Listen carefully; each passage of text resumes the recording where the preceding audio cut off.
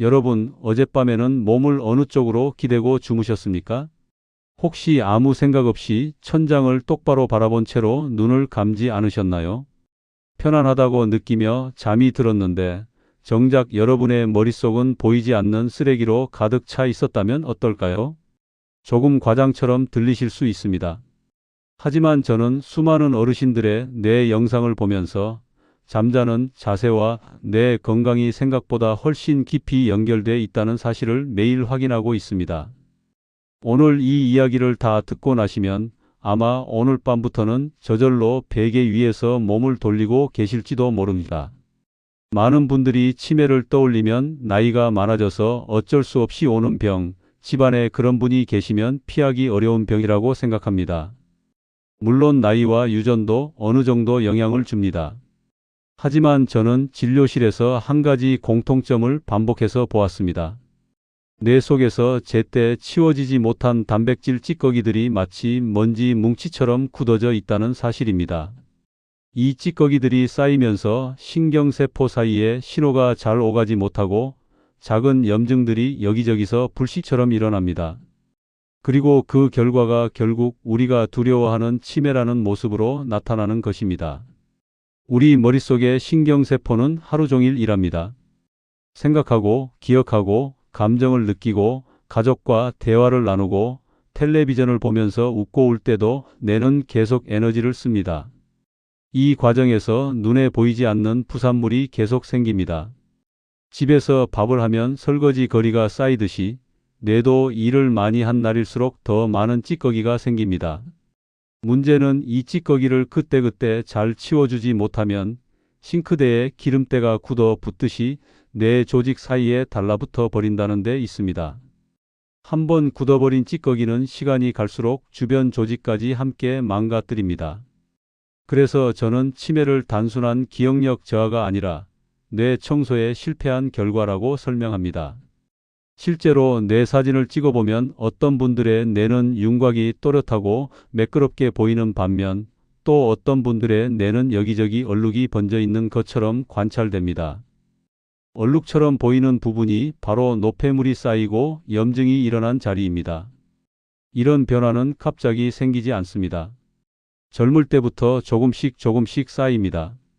특별한 증상이 없던 40대와 50대 시절에도 눈에 보이지 않을 뿐 머릿속에서는 이미 조용한 준비가 진행되고 있을 수 있습니다. 무엇보다 중요한 사실은 이 찌꺼기들이 쌓이는 시간과 치워지는 시간이 다르다는 점입니다.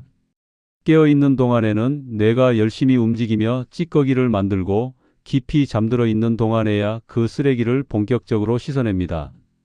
그런데 모든 잠이 똑같은 잠은 아닙니다. 눈을 감고 누워있는 시간만 길다고 해서 뇌 청소가 잘 되는 것이 아닙니다. 깊은 잠에 들어갔을 때, 즉 몸과 마음이 동시에 푹 내려놓은 상태가 되었을 때에야 뇌 속 배수관이 제대로 열립니다. 그리고 바로 여기서 우리가 평소에 아무렇지 않게 생각했던 잠자는 자세의 차이가 큰 영향을 미치기 시작합니다. 오늘 저는 여러분께 병원에서 잘 알려주지 않는 이야기를 드리려고 합니다.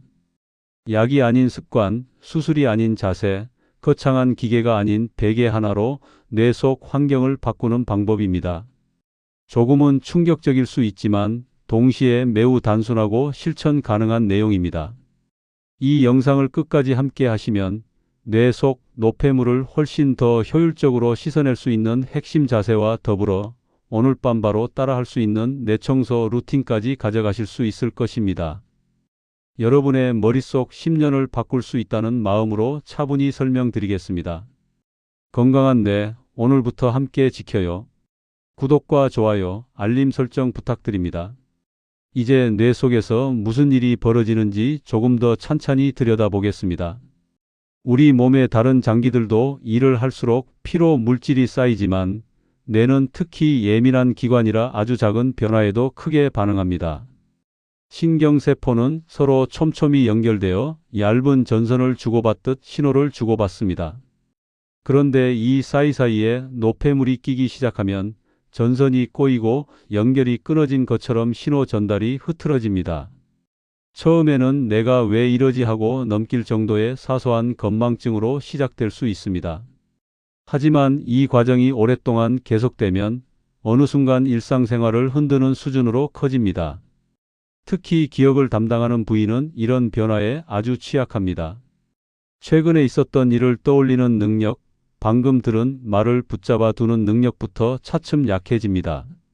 처음에는 어제 점심 메뉴가 잘 기억나지 않거나 물건을 어디에 두었는지 잠시 헷갈리는 정도로 나타날 수 있습니다. 그러나 뇌 속의 노폐물과 염증이 더 넓은 부위로 번지면 판단력과 감정 조절을 맡고 있는 영역까지 영향이 퍼집니다. 성격이 달라진 것 같다는 이야기를 듣기도 하고 사소한 일에도 쉽게 짜증이 나거나 의욕이 떨어지는 경우도 있습니다. 말이 잘 나오지 않고 단어가 자꾸 막히는 변화도 여기에 포함됩니다.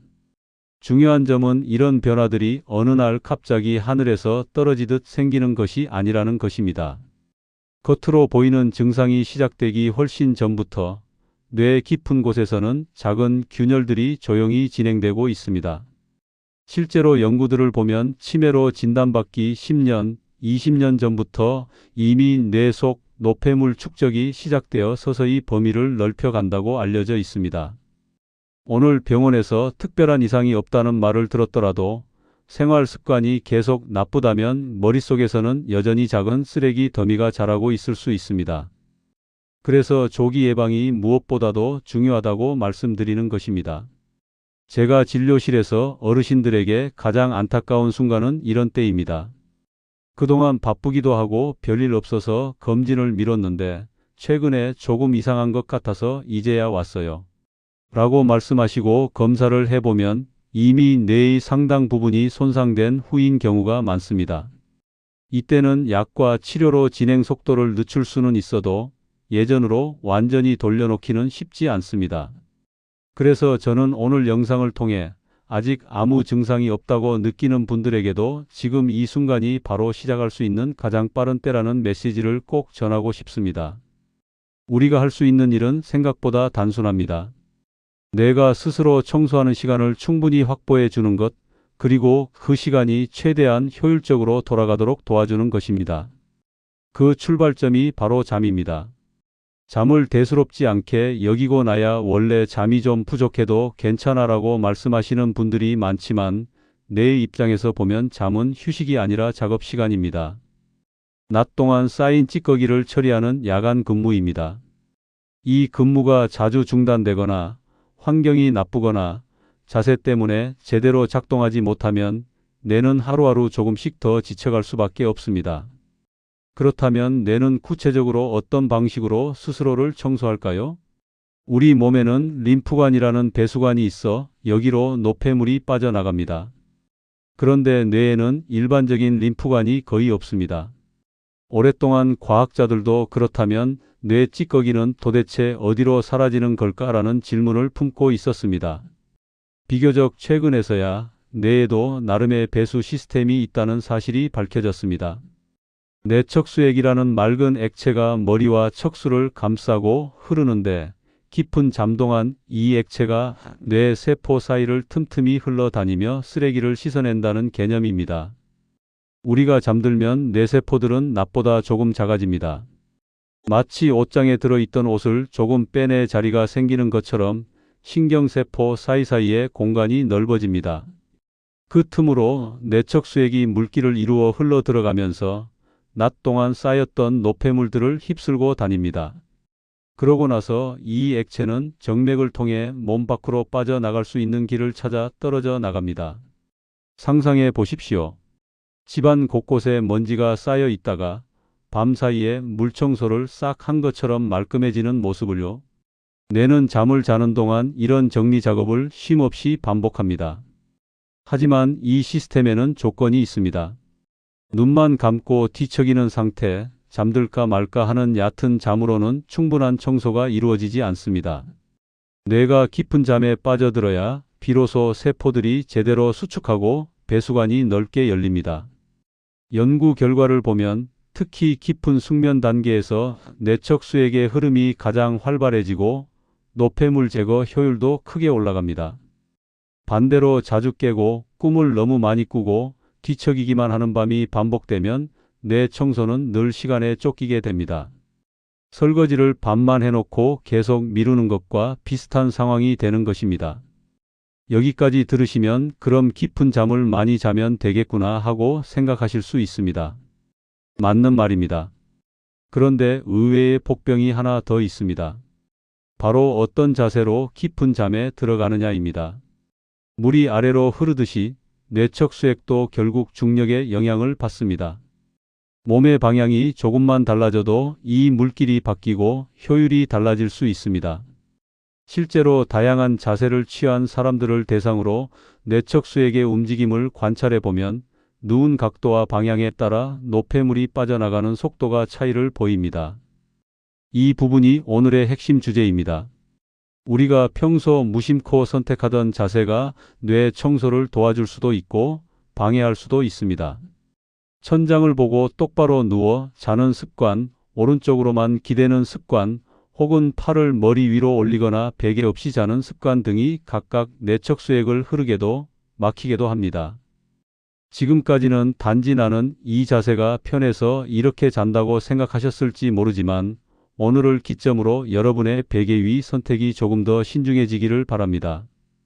곧 어떤 자세가 뇌에게 정말 고마운 자세인지 그리고 어떤 자세가 조용히 부담을 주는 자세인지 차근차근 말씀드리겠습니다. 먼저 많이들 선호하는 자세부터 짚어보겠습니다. 많은 분들이 나는 똑바로 누워야 허리가 편하다고 말씀하시며 천장을 향해 반듯하게 눕습니다. 겉으로 보기에는 가장 정석 같은 느낌이 들고 어린 시절부터 곱게 자야 몸이 바르다는 말을 많이 들어서 더 그렇게 느껴질 수 있습니다. 그런데 이 정자세는 뇌척 수액이 흐르는 입장에서는 조금 답답한 자세입니다. 머리와 몸의 높이가 거의 일정해지면서 액체가 한 방향으로 자연스럽게 흘러내려가기 어려워지기 때문입니다. 마치 물이 완전히 평평한 바닥에 고여버리는 상황과 비슷합니다. 또 한 가지 흔한 자세는 오른쪽으로 몸을 기울이는 습관입니다. 특히 오른손잡이 분들이 이 자세를 편하게 느끼는 경우가 많습니다. 하지만 우리 몸속 장기의 배치를 떠올려 보면 오른쪽에는 간이 큼직하게 자리 잡고 있습니다.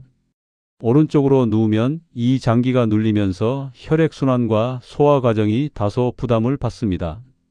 겉으론 잘 느끼지 못하더라도 몸은 압박을 받으면서 깊은 잠으로 내려가는 길을 조금 더 어렵게 느낄 수 있습니다. 나이가 들어갈수록 순환 기능이 떨어지기 때문에 이런 작은 차이도 영향을 줄 수 있습니다. 여러분의 뇌를 위해 특히 조심해야 할 점은 이런 자세들이 깊은 잠으로 들어가는 시간을 늦추거나 깊이에 도달해 있는 시간을 줄일 수 있다는 점입니다. 잠이 자주 끊기고 얕은 상태에 머무르면 앞에서 말씀드렸던 뇌 청소 시간이 줄어듭니다. 설거지를 하려면 싱크대에 물이 충분히 차고 세제를 푼 뒤 스펀지로 문지르는 시간이 필요합니다.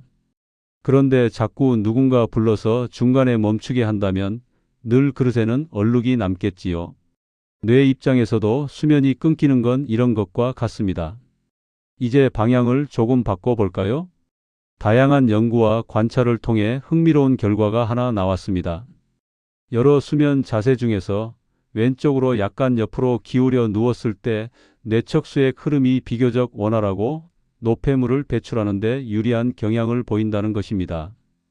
머리와 몸통의 위치가 약간 달라지면서 액체가 자연스럽게 흘러내려갈 수 있는 경사가 생기고 이때 뇌 속에 고여있던 찌꺼기들이 보다 쉽게 길을 찾아 빠져나갑니다. 마치 물이 약간 기울어진 수로를 따라 부드럽게 내려가는 모습처럼 상상하시면 이해가 쉽습니다. 게다가 왼쪽은 위장이 자리 잡고 있는 방향이기도 합니다. 왼쪽으로 기울이면 위가 자연스럽게 아래쪽으로 향하며 소화된 내용물이 식도 쪽으로 역류하는 부담이 줄어듭니다. 속이 덜 불편하니 심장과 호흡에도 여유가 생기고 그만큼 깊은 잠에 들어가기 쉬운 환경이 만들어집니다. 몸 전체의 림프 순환이 비교적 편안해지는 것도 장점입니다. 이런 여러 요소들이 함께 작용하면서 왼쪽 옆으로 기대어 자는 자세는 뇌 청소 시스템이 일을 하기 좋은 조건을 만들어 줍니다. 이 자세를 내가 좋아하는 자세라고 부르는 이유가 여기에 있습니다. 하지만 여기서 한 가지 더 짚고 넘어가야 할 점이 있습니다. 단순히 왼쪽으로 눕기만 하면 다 좋다는 것은 아닙니다. 몸을 얼마나 기울이는지, 베개를 어느 정도 높이로 두는지, 팔과 다리를 어떻게 두는지에 따라서도 느낌과 효과가 많이 달라집니다. 어떤 분들은 옆으로 누웠더니 어깨가 아프고 목이 뻐근해져서 며칠 만에 포기하기도 합니다. 자세 자체는 좋지만 몸을 지지해주는 도구와 환경이 따라가지 못하면 금방 불편함에 지쳐버립니다. 그래서 저는 늘 자세와 함께 베개, 침대, 몸에 닿는 모든 요소를 함께 이야기합니다.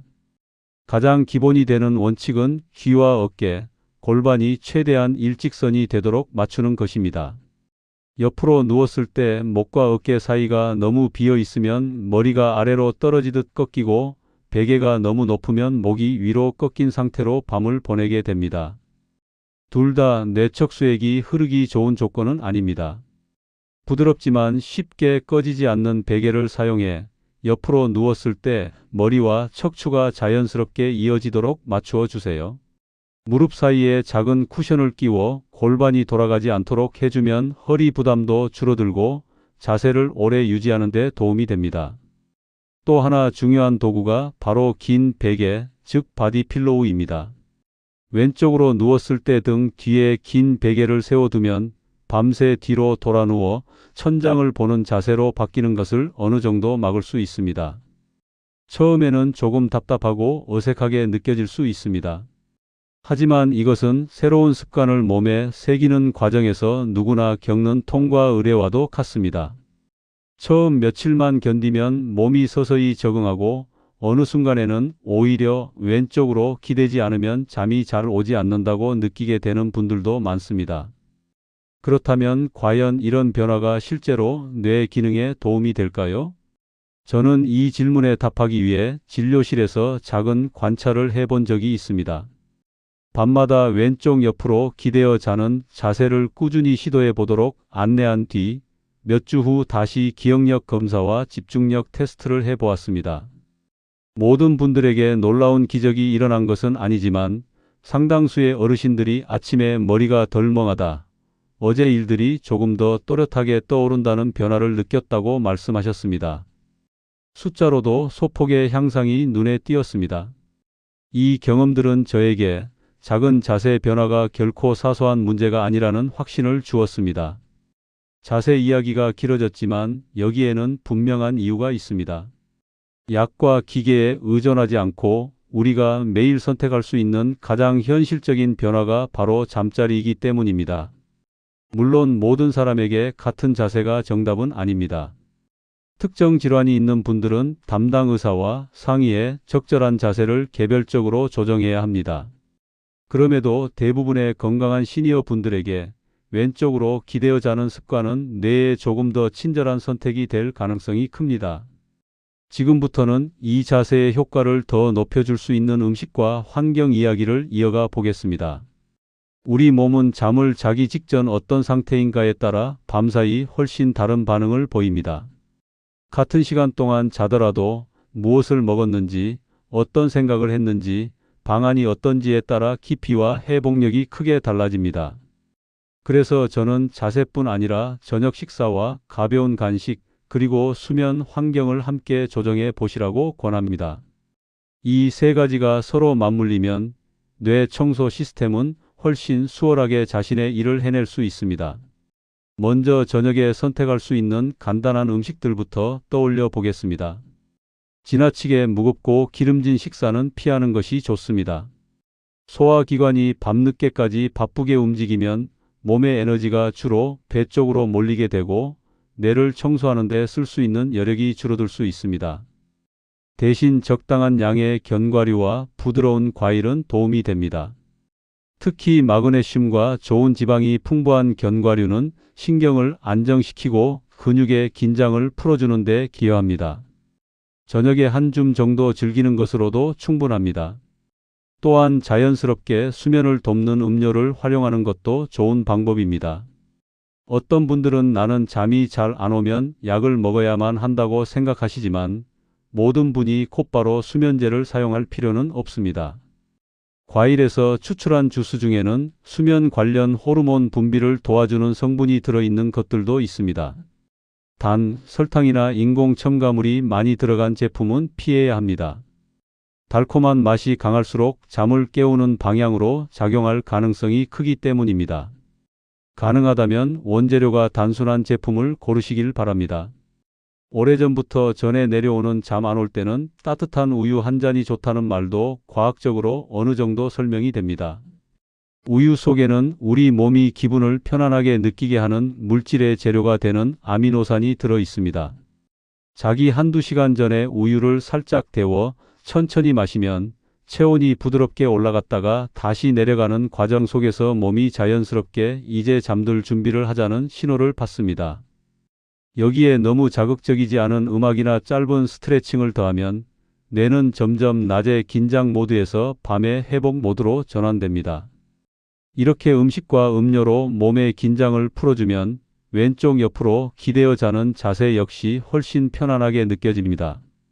몸이 딱딱하게 긴장된 상태에서는 어떤 자세도 금방 불편해지지만 근육이 이완되고 마음이 느긋해지면 새로운 자세에도 더 쉽게 적응합니다. 오늘부터 모든 것을 완벽하게 바꾸려고 하기보다는 저녁에 한 가지씩만 추가하는 마음으로 시작해 보시면 좋겠습니다. 예를 들어 오늘 밤에는 견과류 한 줌과 따뜻한 우유 한 잔을 먼저 시도해 보고 내일부터는 잠자는 자세까지 함께 바꾸는 식으로 천천히 넓혀가는 것입니다. 음식과 자세만큼 중요한 것이 바로 잠자리 환경입니다. 아무리 좋은 자세를 배워도 방 안이 너무 덥거나 밝으면 깊은 잠에 들어가기 어렵습니다. 뇌는 온도와 빛에 굉장히 민감합니다. 특히 잠에 들기 전에는 몸의 중심 체온이 서서히 떨어져야 자연스럽게 졸음이 밀려옵니다. 방 안이 지나치게 따뜻하면 몸은 열을 식히기 위해 계속 뒤척이게 되고 그만큼 깊은 잠에 오래 머무르기 힘들어집니다. 보통 적당히 서늘하다고 느끼는 정도가 뇌에게는 가장 편안한 온도라고 생각하시면 됩니다. 빛도 마찬가지입니다. 눈꺼풀을 감고 있어도 주변이 밝으면 뇌는 아직 낮이 이어지고 있다고 착각합니다. 특히 스마트폰과 텔레비전에서 나오는 푸른빛은 뇌를 깨어있게 만드는 방향으로 작용합니다. 침실 조명은 최대한 낮추거나 가능하다면 잠들기 직전에는 불을 거의 끈 상태에서 준비하는 것이 좋습니다. 수면등도 너무 밝지 않은 것으로 짧은 시간만 사용하고 실제로 잠이 들 때는 완전히 꺼두는 편을 권합니다. 처음에는 약간 불안하게 느껴질 수 있지만 며칠만 지나면 어둠이 오히려 마음을 안정시키는 것을 느끼게 되는 분들이 많습니다. 공기의 상태도 깊은 잠과 뇌 청소에 영향을 줄 수 있습니다. 너무 건조하면 목과 코가 쉽게 마르고 자다가 여러 번 깨기 쉽습니다. 반대로 너무 습하면 답답하고 무거운 느낌 때문에 푹 자기 어렵습니다. 가능한 범위 안에서 공기청정기나 가습기, 환기를 활용해 방 안 공기를 쾌적하게 유지해 주세요. 침대와 베개의 높이도 함께 살펴볼 필요가 있습니다. 침대가 지나치게 낮으면 일어날 때 무릎과 허리의 부담이 커지고 너무 높으면 오르고 내릴 때 불안감을 느낄 수 있습니다. 무릎 높이 정도의 침대가 가장 무난한 경우가 많습니다. 마지막으로 꼭 언급하고 싶은 것은 전자기기의 사용입니다. 잠들기 직전까지 스마트폰 화면을 보고 계신 분이 정말 많습니다. 짧은 영상, 뉴스, 메신저를 확인하다 보면 어느새 시간이 훌쩍 지나가 있고 머릿속은 계속 새로운 정보로 가득 차 있습니다.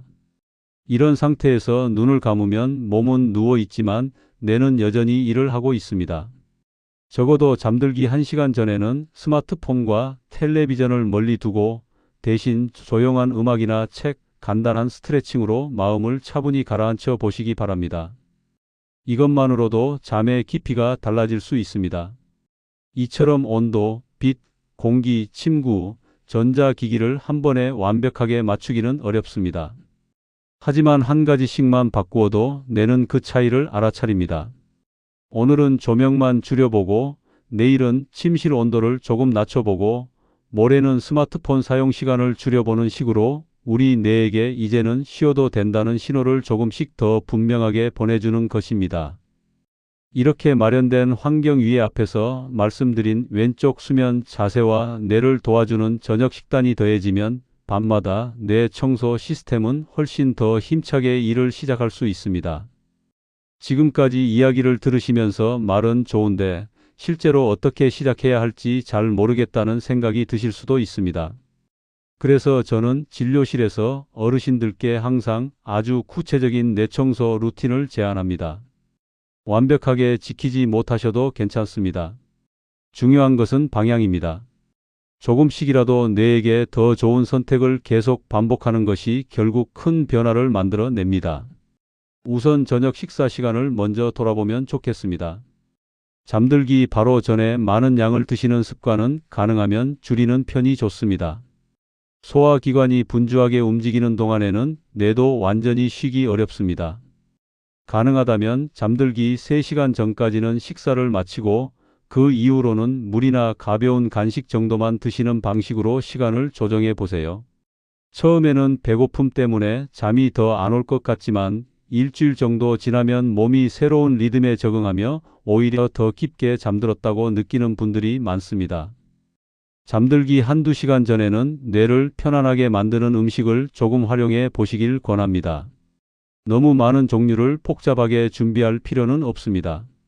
자신에게 맞는 것을 2-3가지 정도 정해 루틴으로 만드는 것이 좋습니다.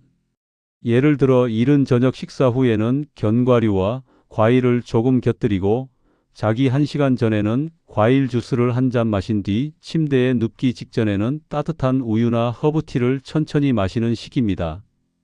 중요한 것은 이 신호가 오면 이제 잠들 시간이구나라고 몸이 기억하도록 꾸준히 같은 패턴을 반복하는 것입니다. 그리고 결정적인 마지막 단계는 잠자리에서의 행동입니다. 침대에 누운 뒤에는 스마트폰을 손에 쥐지 않는다는 약속을 스스로와 미리 해두는 것이 중요합니다. 이를 위해 아예 침대에서 조금 떨어진 위치에 충전기를 두고 알람만 맞춰 놓은 뒤 화면을 뒤집어 두는 것도 좋은 방법입니다.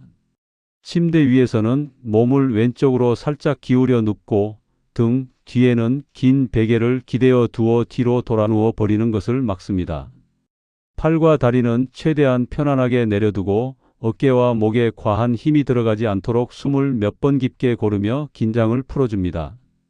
이 루틴을 처음부터 완벽하게 지키려 하기보다는 오늘은 잠들기 1시간 전 스마트폰만 멈춰 보겠다는 식으로 하나씩 실천해 보십시오. 그런 다음 내일부터는 잠드는 자세까지 신경 쓰고 모레부터는 저녁 식사 시간도 조금씩 앞당기는 식으로 넓혀가면 됩니다. 습관은 한 번에 바뀌지 않습니다. 다만 매일 같은 방향으로 조금씩 움직이면 어느 순간 돌아보았을 때 예전의 나와 지금의 내가 많이 달라져 있구나 하고 느끼게 됩니다. 뇌 건강도 이와 다르지 않습니다. 작은 변화를 꾸준히 쌓는 것이 바로 가장 강력한 예방약입니다. 제가 진료실에서 만난 수많은 어르신들 가운데 생활 습관을 통해 눈에 띄는 변화를 경험한 분들이 적지 않습니다. 그중 한 분의 이야기를 조심스레 나누어 보겠습니다. 이름은 바꾸었지만 내용은 실제와 크게 다르지 않습니다. 대구에 사시는 71살 이선자 어르신은 평생 교사로 일하셨습니다.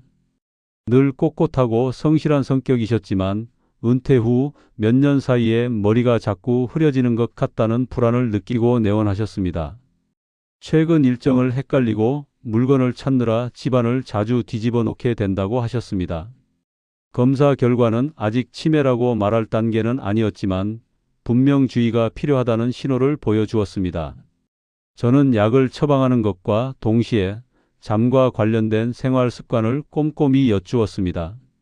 알고 보니 선생님은 평생 천장을 바라보고 똑바로 누워 주무시는 습관이 있었고 잠들기 전까지도 휴대폰으로 뉴스를 확인하거나 드라마를 보는 일이 잦았습니다. 저녁 식사 시간은 점점 뒤로 밀려 밤 늦은 시간까지 식탁에 앉아 있는 날도 많다고 하셨습니다. 이런 요소들이 모두 합쳐져 뇌의 회복 시간을 빼앗고 있었습니다. 우리는 함께 작은 계획을 세웠습니다. 잠들기 3시간 전에는 식사를 마치고 이후에는 가벼운 간식만 드시도록 했습니다. 자기 1시간 전에는 휴대폰을 거실에 두고 침실로 들어가 대신 조용한 음악을 틀어놓고 따뜻한 우유를 한 잔 마시기로 하셨습니다. 무엇보다 중요한 변화는 잠자는 자세였습니다. 왼쪽으로 살짝 기울여 눕고 등 뒤에는 긴 베개를 대어 밤새 뒤로 돌아누워 버리는 일을 막았습니다. 처음 한 주는 어깨와 허리가 조금 불편해 며칠은 다시 예전 자세로 돌아가기도 하셨지만 포기하지 않고 다시 몸을 돌리는 노력을 이어가셨습니다. 한 달 후 다시 진료실에서 만났을 때 선생님의 표정은 처음보다 훨씬 밝아져 있었습니다. 아침에 눈을 뜨면 머리 안개가 조금 거친 것 같아요 라는 말이 첫 인사였습니다. 이전에 했던 간단한 기억력과 집중력 검사를 다시 해보니 수치는 크게 과장할 것 없이 분명히 소폭 좋아져 있었습니다. 물론 이 변화가 오직 자세와 루틴 때문이라고 단정할 수는 없습니다. 그러나 선생님 본인이 체감하는 삶의 질이 좋아졌고 하루를 버티는 힘이 커졌다는 것은 분명한 사실이었습니다. 저는 그 점을 무엇보다 소중하게 생각합니다. 이 사례를 말씀드리는 이유는 어느 한 사람만 특별해서가 아니라는 점을 강조하기 위해서입니다. 여러분도 충분히 해볼 수 있는 변화들입니다. 다만 한 가지 꼭 기억하실 점이 있습니다. 현재 이미 치매나 다른 심뇌혈관 질환으로 약을 복용하고 계신 분들은 절대로 임의로 약을 줄이거나 끊어서는 안 됩니다. 오늘 이야기한 내용은 치료를 대신하는 것이 아니라 뇌에게 조금 더 좋은 환경을 만들어주는 보조적인 도구입니다. 특히 수면 무호흡증이나 심한 심장 질환, 역류성 식도염 등이 있는 분들은 새로운 자세를 시도하기 전에 반드시 담당 의사와 상의하시길 권합니다. 오늘 우리는 잠자는 자세와 뇌 속 청소 시스템, 그리고 생활 습관이 치매 예방과 어떤 관계가 있는지 천천히 살펴보았습니다. 어쩌면 한 번에 모두 기억하기는 어려우실지도 모릅니다. 그래서 마지막으로 핵심만 다시 한번 가볍게 마음속에 새겨보겠습니다. 우리의 뇌는 낮 동안 쉼없이 일하면서 많은 찌꺼기를 만들어냅니다. 이 찌꺼기를 치워야만 기억과 판단, 감정이 제 역할을 할 수 있습니다. 뇌는 깊은 잠에 들어간 밤 시간에 이 일을 합니다. 그리고 그때의 자세, 음식, 환경이 청소 효율을 크게 좌우합니다. 왼쪽으로 약간 기대어 자는 자세는 뇌척 수액이 부드럽게 흐르도록 돕고 이와 림프 순환에도 비교적 유리한 조건을 만들어 줍니다. 여기에 적당한 온도와 어둑한 빛, 편안한 침구와 전자기기로부터의 거리 두기가 더해지면 뇌는 이제 편히 회복해도 된다는 신호를 받습니다. 가벼운 견과류와 따뜻한 우유, 자연에 가까운 음료를 활용한 저녁 루틴은 몸과 마음의 긴장을 풀어주고 새로운 수면 습관에 적응하는 데 힘을 보탭니다. 이 모든 요소가 합쳐져 매일 밤 조금씩 여러분의 머릿속을 깨끗하게 비우는 데 도움을 줄 수 있습니다. 중요한 것은 완벽함이 아닙니다. 어제보다 오늘 한 가지라도 더 뇌에게 좋은 선택을 하는 것입니다. 오늘 밤에는 일단 잠들기 1시간 전 스마트폰만 내려놓아도 좋습니다. 내일은 그 위에 왼쪽으로 기대어 누워보는 시도를 얹어보세요.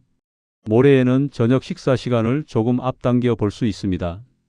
이렇게 작은 항목들을 하나씩 더해 나가다 보면 몇 주 뒤에는 여러분 자신도 모르는 사이에 전혀 새로운 루틴을 가지고 있는 자신을 발견하게 될 것입니다. 그때쯤이면 아침에 눈을 떴을 때의 머리 맑음, 하루 동안 버티는 체력과 집중력이 예전과 다르다는 것을 느끼실 가능성이 큽니다. 저는 신경과 전문의로서 그리고 오랫동안 시니어 분들의 일상을 가까이에서 지켜본 사람으로서 여러분께 한 가지를 꼭 전하고 싶습니다. 뇌는 생각보다 훨씬 강한 회복력을 가지고 있습니다. 우리가 해야 할 일은 그 회복을 방해하지 않는 것입니다. 잘못된 자세와 늦은 식사, 과도한 자극과 뒤섞인 수면 환경이라는 장애물을 조금씩 치워주면 뇌는 스스로 길을 찾습니다. 물론 이미 진행된 질환이 있다면 의료진과 함께 약과 치료 계획을 꾸준히 지켜나가는 것이 기본입니다. 그 위에 오늘 이야기한 습관들을 하나씩 쌓아 올려 보시길 바랍니다. 오늘 밤 침대에 누우셨을 때를 떠올려 보겠습니다. 잠들기 전 잠시 호흡을 가다듬고 몸을 왼쪽으로 살짝 돌린 뒤 등 뒤에 놓인 베개의 감촉을 느껴 보십시오. 눈을 감으면서 지금 내 뇌 속에서는 낮 동안 쌓인 찌꺼기를 씻어낼 준비를 하고 있구나 하는 상상을 해 보셔도 좋겠습니다. 이 영상을 통해 얻은 작은 지식과 실천이 여러분의 머릿속 10년, 20년을 조금 더 맑게 만들어 드릴 수 있기를 진심으로 바랍니다. 여러분과 여러분의 가족이 함께 웃는 시간이 하루라도 더 길어질 수 있도록 앞으로도 병원에서 잘 들려주지 않는 건강 이야기를 계속 전해 드리겠습니다. 시청해 주셔서 감사합니다.